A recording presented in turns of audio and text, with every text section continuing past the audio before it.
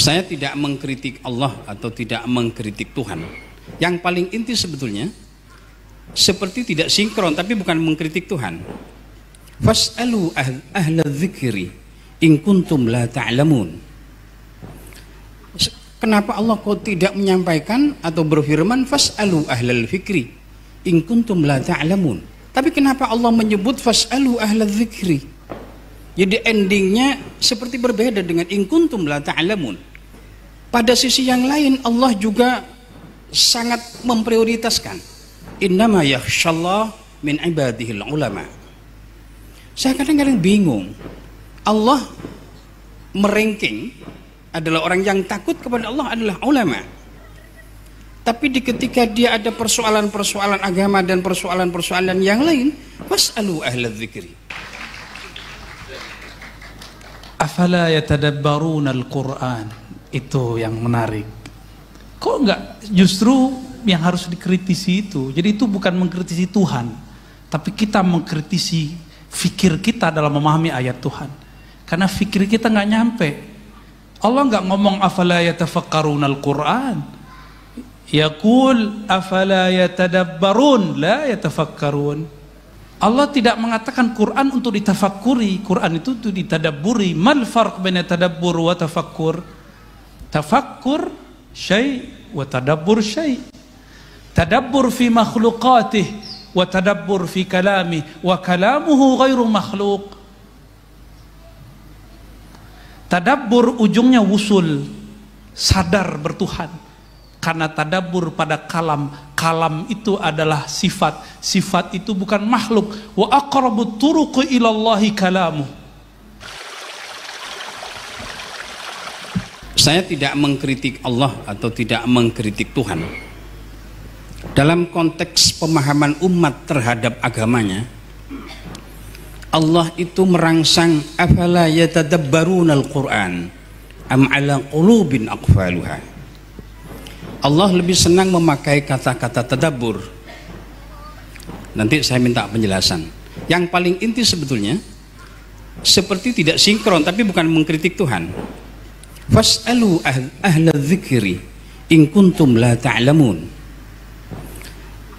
Kenapa Allah kok tidak menyampaikan atau berfirman fas'alu ahlal fikri in kuntum la ta'lamun? Linir kalau in kuntum la ta'lamun adalah linir dengan tafakkur. Tapi kenapa Allah menyebut fas'alu ahlal dzikri? Jadi endingnya seperti berbeda dengan in kuntum la ta'lamun pada konteks keilmuan. Pada sisi yang lain Allah juga sangat memprioritaskan innama yakhshallah min ibadihil ulama. Saya kadang-kadang bingung, Allah meranking adalah orang yang takut kepada Allah adalah ulama, tapi ketika dia ada persoalan-persoalan agama dan persoalan-persoalan yang lain, fas'alu ahlal dzikri. Tapi tidak menyampaikan fas'alu ahlal fikri, tanyakan kepada intelektual, kepada cendekiawan. Tapi tanyakanlah kepada ahli zikir. Dan saya berpikir kok tidak linir. In kuntum la ta'lamun, bukan in kuntum la tafhamun. Ini pertanyaan saya, Abu ya. Jadi mudah-mudahan kita jadi hamba Allah yang pemahaman yang baik. Terima kasih. Assalamualaikum warahmatullahi wabarakatuh. Maaf, langsung dijawab permintaan Buya Rasid, langsung dijawab pertanyaannya. Monggo, silakan. Baik, khawatir lupa Pak Kiai. Ya, Pak Kiai ini tawadhu sekali. Ngaku bodoh tapi baca ayatnya canggih. Emang begitu orang alim ya. Barakallahu fikum. Afala yatadabbaruna al-Qur'an. Itu yang menarik. Kok enggak justru yang harus dikritisi itu? Jadi itu bukan mengkritisi Tuhan, tapi kita mengkritisi fikir kita dalam memahami ayat Tuhan. Karena fikir kita nggak nyampe. Allah nggak ngomong afala yatafakkaruna al-Qur'an. Yaqul afala yatadabbarun la yatafakkarun. Allah tidak mengatakan Quran untuk ditafakkuri. Quran itu untuk ditadabburi. Mal farq baina tadabbur wa tafakkur? Tafakkur syai' wa tadabbur syai'. Tadabbur fi makhluqatih wa tadabbur fi kalami wa kalamuhu ghairu makhluq. Tadabbur ujungnya wusul, sadar bertuhan. Karena tadabbur pada kalam, kalam itu adalah sifat, sifat itu bukan makhluk. Wa aqrabut turuqi ilallahi kalamu. Cepat-cepat jalan singkat kilat kepada Allah adalah membaca kalamnya, tafakkur kalamnya. Itulah thariqat Imam Syafi'i. Maka Imam Syafi'i khatam Quran dari pagi sampai asar, asar sampai subuh, khatam Quran. Aqrabut turuq ilallah. Itu tadabbur. Maka tadabbur akhiruhul wusul ilallah, wusul ila ma'rifatil kalam wa man yatakallam. Ya, lain dengan tafakkur. Di surat Al-Imran jelas, wa yatafakkaruna fi khalqis samawati wal ard. Ini yang mesti kita matchkan. Kalau enggak match, enggak munasib, akan kebalik-balik sampai nanti. Maka yang kita kritisi bukan Tuhannya, bukan kalamnya, tapi yang tidak matching dalam uslub fikir kita. Yatafakkaruna fi khalq. Nah, ini kata kuncinya. Mereka tafakkur mengenai penciptaan alam. Maka fikrah, dia hanya mampu mencapai ranah yang disebut makhluk.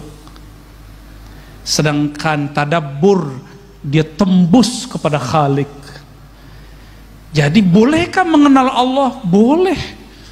Mungkinkah mengenal Allah? Amkan, bal lebih mungkin. Tetapi tidak boleh memfikirkan Allah. Lalu kenapa fas'alu ahlal dzikri? Kok bukan ahlal fikri? Sudah terjawab? Al-fikr di Quran tidak pernah digunakan kata ism, selalu fi'il. Apa artinya? Ya dulu ala subut, menunjukkan bahwa ini tetap, la yataghayyar amma sabaq, huwa al-an kama kan. Dia dulu sekarang sama. Itu disebut ahlu zikr. Karena zikr tetap, zikr nggak akan berubah. Sekali kita bertemu Allah nggak akan lupa kepada Allah SWT.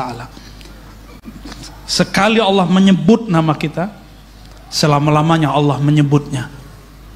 Man zakarani fi nafsihi zakartu fi nafsi. Siapa yang ujung dari wiridnya, ujung dari fikrah riyadhahnya, dia menyebut namaku dalam dirinya, aku akan sebut dia dalam diriku. Itu kan terjemahan. Duluan mana, yang qadim atau yang hadis menyebut? Kita ini hadis baru, Allah qadim. Siapa yang dulu menyebut? Dia yang dulu menyebut. Allah itu qadim, thabit, la yataghayyar, la yasbikuhul adam. Maka ahlu zikr qalbuhu muta'alliq bi muqallibil qulub wa huwa thabitun daimun abadiyun sarbadiyun. Si qalbu ini, jika dia ahli zikir, qalbunya langsung berkiblat kepada Allah yang tidak pernah berubah-ubah. Disitulah fas'alu ahla dzikr. Tapi kalau fas'alu al fikr, hari ini ditanya lain, besok lain. Apalagi ahlul hifz, hafalannya bisa hilang-hilang. Ya. Maka berkata Ibn Aslam, ya, saya ingat saya namanya di Sahih Bukhari Muslim itu, di Sahih Muslim, dia mengatakan, saya bertemu guru saya Sufyan, saya bertanya berapa persoalan, dia jawab dengan jawaban yang A. Lalu ketemu Ibn Aslam, lain lagi jawabannya. Ketemu ini lain lagi jawabannya. Padahal semuanya ahli hadis, ahli Quran. Karena ikhtilaful hifz, beda lagi istinbatnya. Ya. Jadi kenapa fas'alu ahla dzikr in kuntum la ta'lamun? Karena ahlu dzikr ini dia bergantung dengan Maha Allamul Ghuyub, Al-Alim, ya, yang mengetahui ma fis sudur. Kalau kita nanya ke ahli zikir, apa yang kita mau dijawab. Tapi kalau tanya ke ahli fikir, lain yang kita tanya, lain jawabnya. Apalagi ahlul hifz, kita nanya apa, dia jawabnya apa, gagal faham. Jawaban-jawaban gagal faham inilah yang membuat umat ya yadribu ba'duhum ba'dah.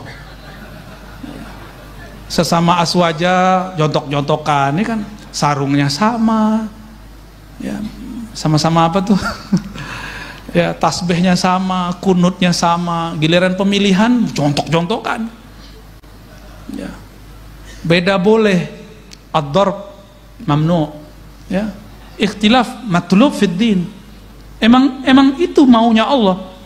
Allah maunya umat ini yakhtalif.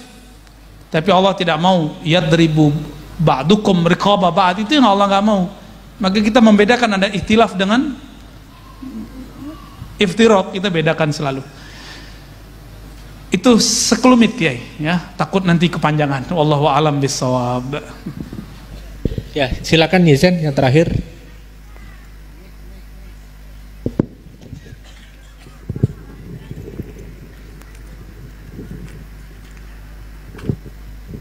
Assalamualaikum warahmatullahi wabarakatuh.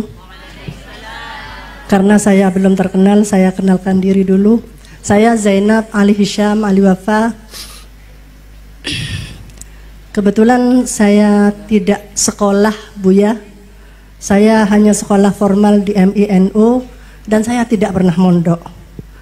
Jadi saya ingin bertanya barusan tentang apa yang Buya katakan terakhir, yaitu tentang mahabbah. Guru saya pernah mengajarkan, pernah berkata ad-din al-hubbu. Dan suami saya mengatakan ad-din at-taklif. Sedangkan kakak saya mengatakan ad-din al-aqlu.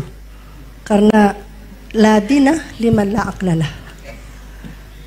Kembali kepada mahabbah, saya ingin bertanya bagaimana tentang ad-din al-hubbu menurut pendapat Buya sebagai ahli thariqah. Demikian. Assalamualaikum warahmatullahi wabarakatuh. Taib, Bu Nyai, siapa tadi? Zainab. Saya juga tidak pernah nyantri sebelum kuliah. Tapi dulu waktu masih MTSN dan MAN, saya nyantri kalong. Pulang jam 2 itu udah biasa. Nyantri kalong ke mana-mana karena ada kemunduran pesantren di kampung kami di zaman saya masih muda remaja. Sekarang masih muda juga sih. Dulu ada ratusan ma'had di tempat kami mati suri. Maka saya iri dengan orang-orang Madura. Setiap pojok, setiap gang ada pesantren. Ya, bahkan dalam satu gang ada lebih dari satu pesantren. Kok bisa ya?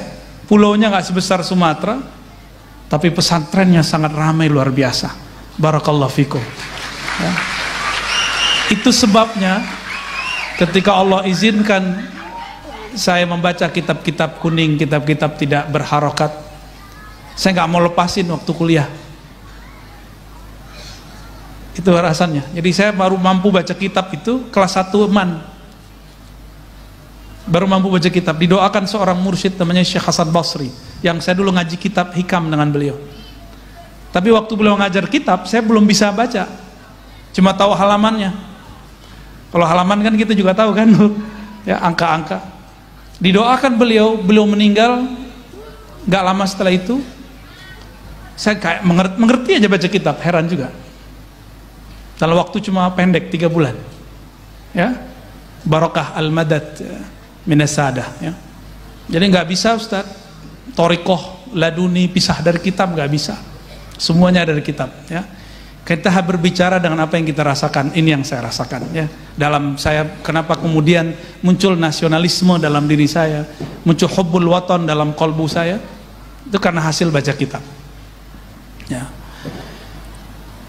Lalu apalagi tadi pertanyaannya? Ya, ada ungkapan, ini ingat, ini bukan hadis.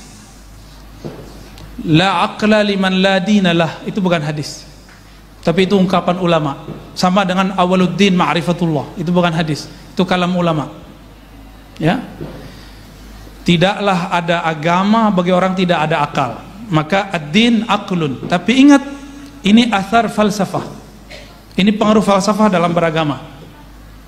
Lalu bagaimana dengan ad-din taklif? Agama itu beban, tugas. Ini atharul fuqaha, pengaruh ahli fikih. Lalu ad-din al-hub.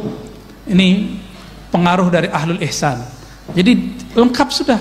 Ini bukan untuk dibenturkan, tapi ini 3 jalan yang harus 3 rukun yang mesti digabung.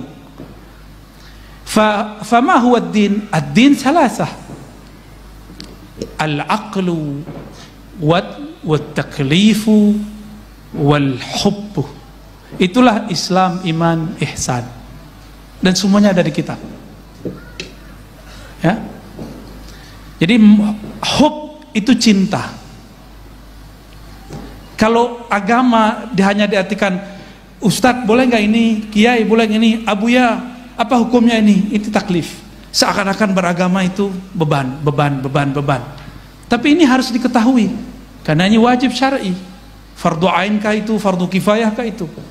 Tapi kalau sudah orang masuk ke bab mahabbah, yang tadi dikira itu taklif jadi nggak taklif. Ini sebagai contoh, suami istri menghidangkan nasi makan buat suami, kalau itu nggak ada rasa cinta, beban nggak? Minta gaji ibu, sanggup nggak gaji ibu? Nggak sanggup kita ngaji istri-istri kita, nggak sanggup. Babysitter berapa gajinya? Orang yang masak berapa gajinya? Belum lagi urusan-urusan yang lain yang kita nggak boleh ceritakan. Nggak bisa digaji itu. Laulal hub, kalau bukan karena cinta, nggak mungkin, ya. Nggak mungkin itu. Atas dasar itulah dalam surat Ali Imran, Kul in kuntum tuhibbunallah. Agama itu dibangun dari, jika benarkah engkau cinta kepada Allah, fattabi'uni, maka ikuti aku. Jika kepada Allah cinta, maka ikut Nabi mesti cinta.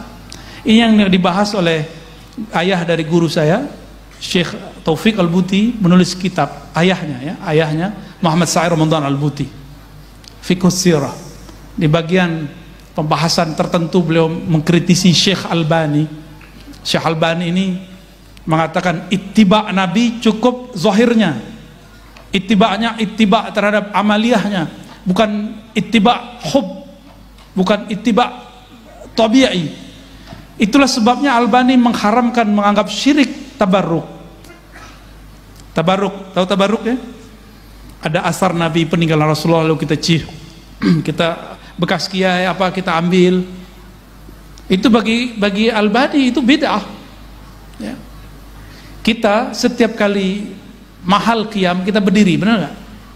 Itu kan tafaulan dengan hadirnya Nabi di kota Madinah. Meskipun negeri kita ini nggak sama dengan Madinah, semoga Allah madinahkan negeri kita, gitu maksudnya. Bagi dia itu syirik atau minimal bid'ah. Syekh Saleh Fauzan yang kitabnya sekarang dipakai di beberapa kitab pesantren-pesantren modern mengatakan bahwa maulid Nabi itu bid'ah. Gawat gak tuh? Sekarang dipakai di pesantren. Semoga pesantren ini terjaga dari kitab-kitab tersebut. Masih ada NU Center ya. NU Center yang jaga ya. Jangan sampai ini kitab-kitab takfiri, tabdi'i ini berkembang di pesantren kita Ahlus Sunnah wal Jamaah. Monggo kiai menjadi panglimanya di situ ya. Cukup ya. Jadi ad-din salasah, al-aqlu wal amalu ya taklif, dan ketiga ini puncaknya al-hubbu. Itulah al-mar'u ma'aman ahabba, seseorang akan wusul bersama dengan yang dia cintai. Semoga Allah berikan kita cinta itu, amin ya rabbal alamin.